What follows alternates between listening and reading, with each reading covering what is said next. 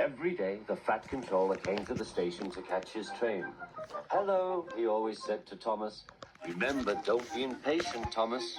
You can never be as strong and fast as Gordon, but you can be a really useful engine. Don't let the silly trucks tease you."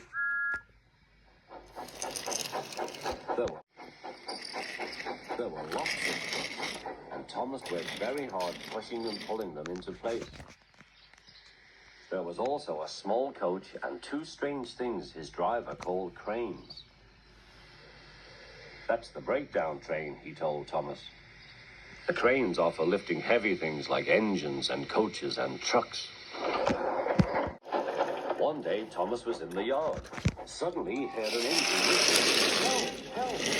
The goods train came rushing through the engine was James, and he was fighting. His brake blocks were on fire. They're pushing me," he panted. On, rushed the trucks, still whistling, "Help, help!" Poor James disappeared. "I'd like to teach those trucks a lesson," said Thomas the Tank Engine.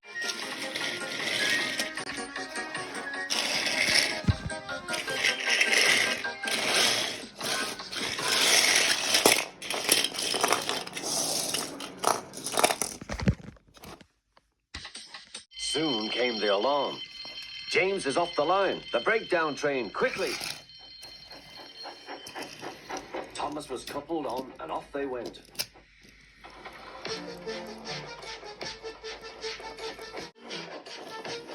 Thomas worked his hardest. "Hurry, hurry, hurry," he puffed. He wasn't pretending to be like Gordon. He really meant it. "Bother those trucks and their tricks. I hope poor James isn't hurt."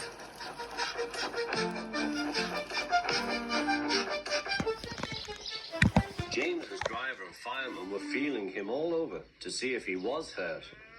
"Never mind, James," they said. "It wasn't your fault. It was those wooden brakes they gave you. We always said they were no good."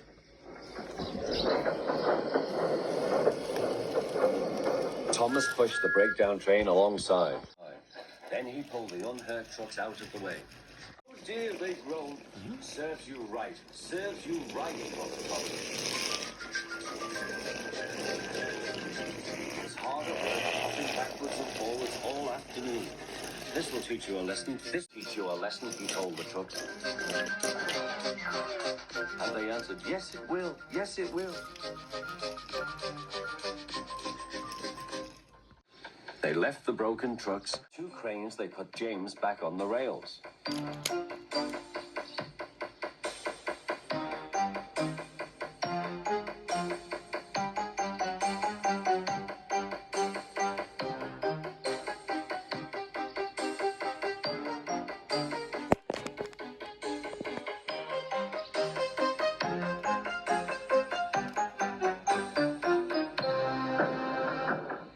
He tried, but he couldn't, so Thomas helped him back to the shed.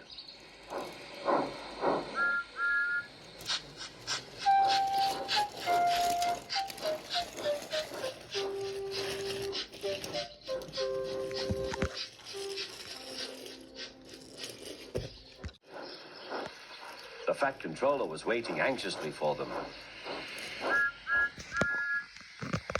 "Well, Thomas," he said, "I've heard all about it, and I'm very pleased with you.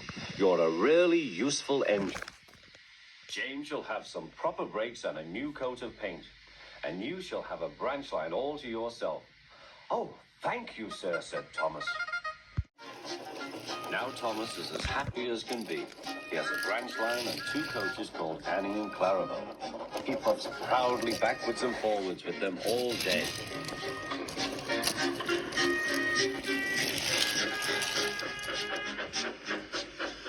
He is never lonely. He is never lonely.